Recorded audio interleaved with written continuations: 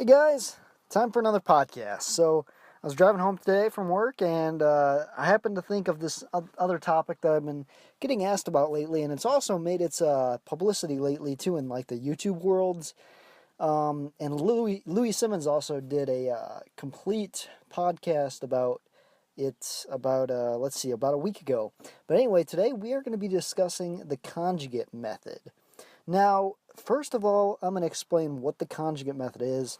Many of you when you think of conjugate, think of like West Side, Louis Simmons. And you got to understand the conjugate method is West Side is a type of conjugate method. So, conjugate is actually is a system more than a program. Just like, daily undulating periodization is it's a system, not a program. People, ask for the DUP, and they are looking for the DUP, the program, and it's just a system. The same goes for conjugate. Conjugate is a system of utilizing days of max effort training and dynamic training. So typically speaking, I'm just going to lay out because I have a little experience in conjugate.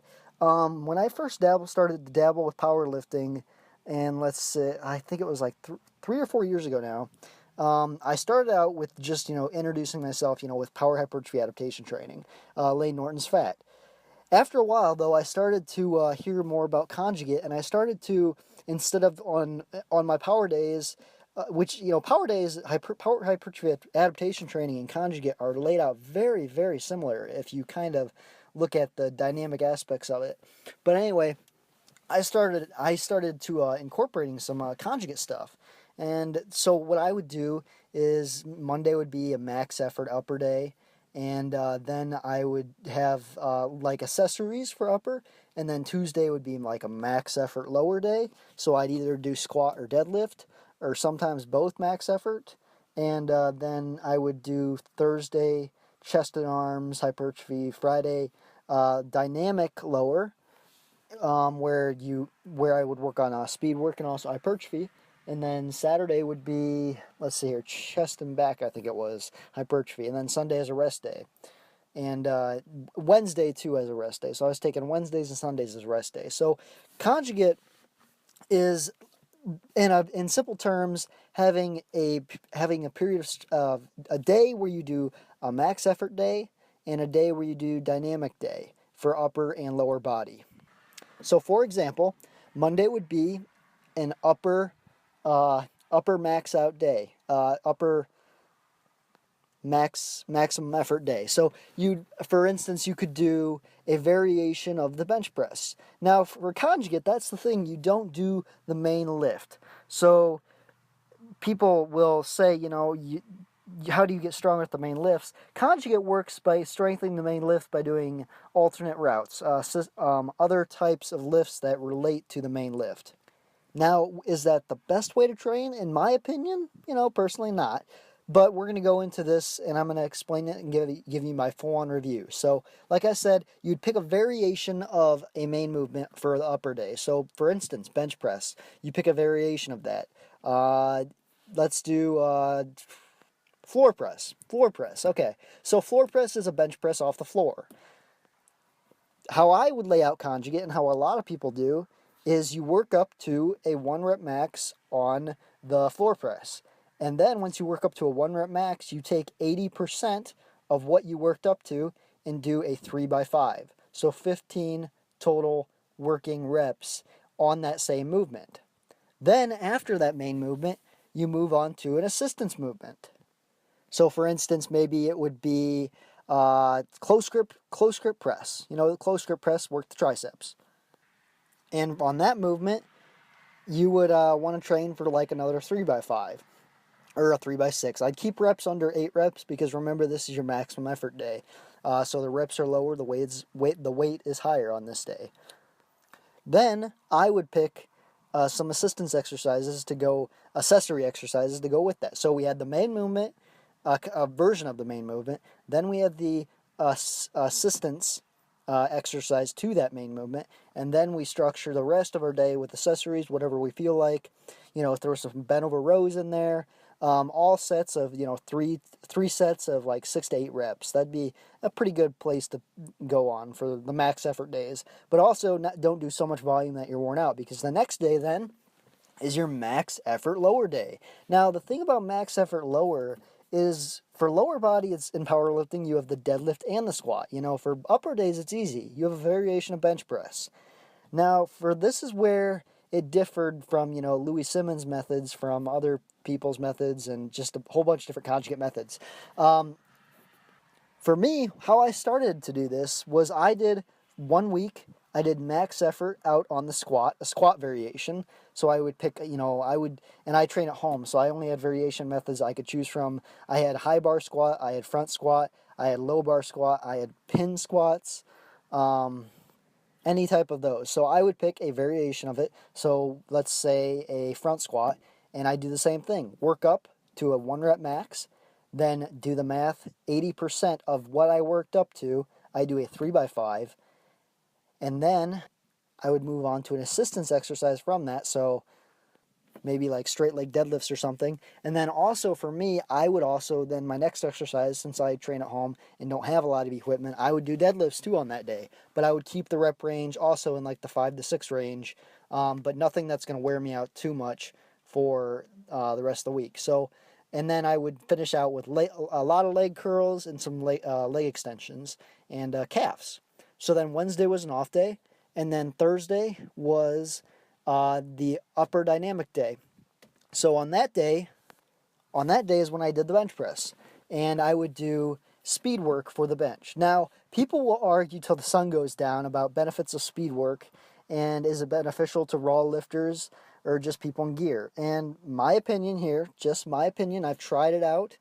Speed work, I never benefit from. I never got stronger from it.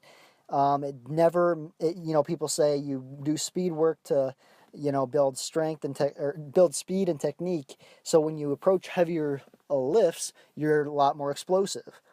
Well, not exactly. Not for me anyway. Maybe speed work has worked for you, but for me, I found it kind of to just be a day of technique, which is okay. If sometimes you just need a day of technique. I mean, I like speed work even.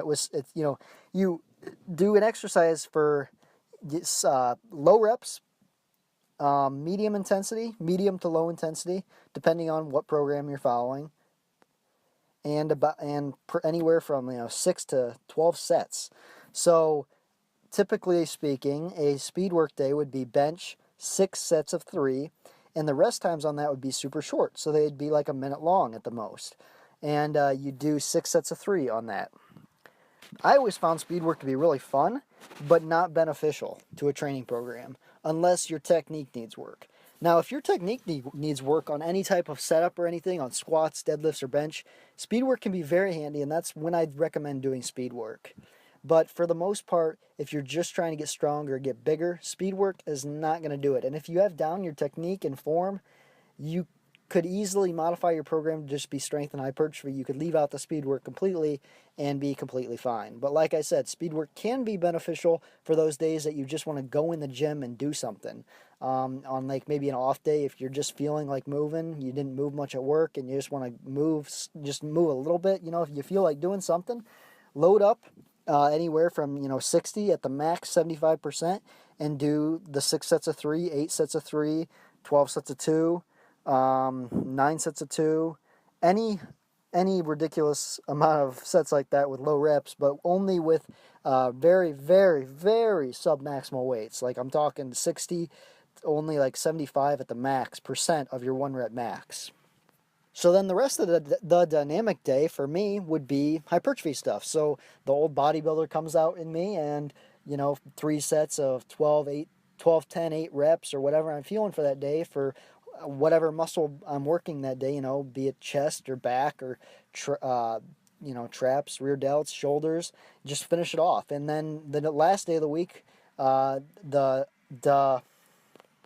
lower power day, or lower dynamic day. So the same thing applies here, but here is where I kind of found something fun to integrate that I later started to mess around with. So this was the day I would rotate between squat hypertrophy and deadlift hypertrophy, and then the other one would be speed work. So one week, if it might be squat hypertrophy, so I'd train anywhere in the 8 to 12 rep range. And then the next week, if I did hypertrophy on that exercise the week before, I'd do speed work on that day for that lift. So maybe one week it was squats, 3 sets of 8 or 4 sets of 8, and deadlifts 6 sets of 3 for speed work. The next week it'd be the opposite. Deadlifts would be hypertrophy, so it'd be deadlifts 4 sets of 8, and then squats would be hypertrophy or speed work.